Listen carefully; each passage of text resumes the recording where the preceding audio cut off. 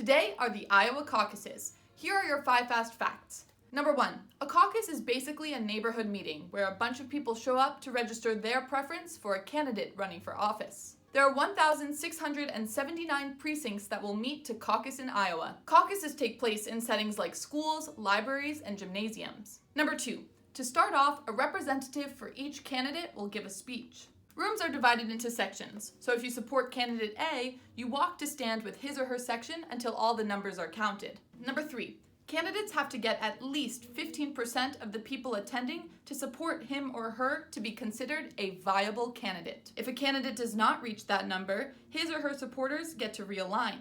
That means they have a couple of options. They can either go to a candidate that did hit that 15%, join with other non-viable groups to form a viable group, or become an undecided voter. Once a candidate reaches that 15%, their supporters are not allowed to realign. Number 4, while there are 3 numbers being reported tonight, the State Delegate Equivalents, the first alignment numbers, and the final alignment numbers, the winner is the candidate who gets the most State Delegate Equivalents after the realignment process. Number 5, so if a candidate gets 25% on caucus night, that means he or she won 25% of the State Delegate Equivalents.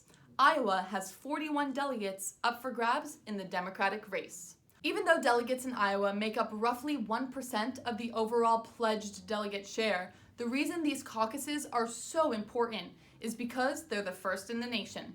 Until next time, I'm Emma Barnett, and this is Next Gen News.